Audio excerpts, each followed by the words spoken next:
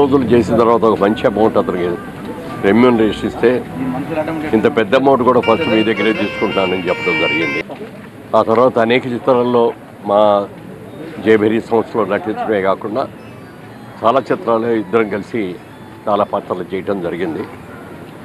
ఒక ఎక్స్క్లూజివ్ నటుడు అతను, ఎవరిని అనుకరించేవాడు కాదు, తనదొక స్టైల్ లాగా అతను చేసుకుంటూ వచ్చాడు.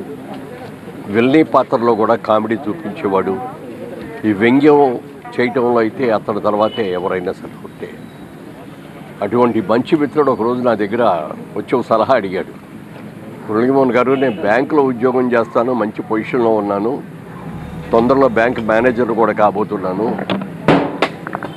మరి ఈ టైంలో ఈ సినిమాలన్నీ వచ్చి ఏం చేయాలో అర్థం కావట్లేదు, సినిమాల మీద కాన్సన్ట్రేషన్ చేయాలా లేకపోతే నా బ్యాంకు ఉద్యోగం కోసం చేయాలో అర్థం కావట్లేదని మీ సలహా చెప్పండి అంటే నేను ఒకే మాట చెప్పాను. మీరు సినిమాల్లో ఒక రాకుండా ఉద్యోగంలో ఉంటే ఎంత సర్వీస్ ఉంది మీకు, ఎన్ని ప్రమోషన్స్ వస్తాయి, ఎంత శాలరీ మీరు సంపాదించగలరో అది ఆలోచించుకొని ముందు వచ్చిన డబ్బులన్నీ బ్యాంకులో ఆ జీతానికి సరిపడగా మీ సర్వీస్ అయ్యే వరకు ఎంత సంపాదిస్తారో అంతని బ్యాంకులో డిపాజిట్ చేసుకోండి.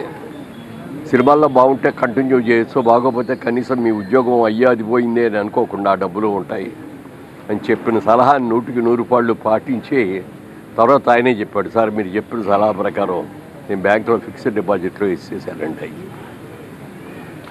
సెంటిమెంటల్గా కూడా అందరితో గట్టి బాగుండేవాడు, మంచి మిత్రుడు.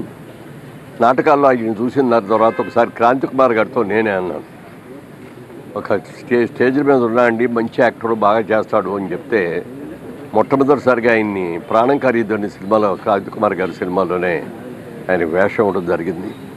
ప్రతిఘటన సినిమా అయిన తర్వాత చాలా అసలు తిరుగులేని నటుడుగా, ఒక విలక్షణ నటుడుగా తను మంచి పేరు తీసుకున్నాడు.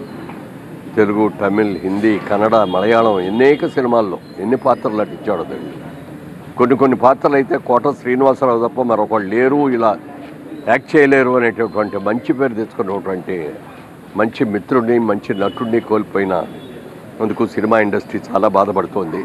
ఈ లోటు ఎవరూ తీర్చలేనిది. ఆయన ఆత్మకు శాంతి కలగాలని కోరుకుంటూ వారి కుటుంబ సభ్యులకందరికీ కూడా నా హృదయపూర్వక సానుభూతిని తెలియజేస్తున్నాను.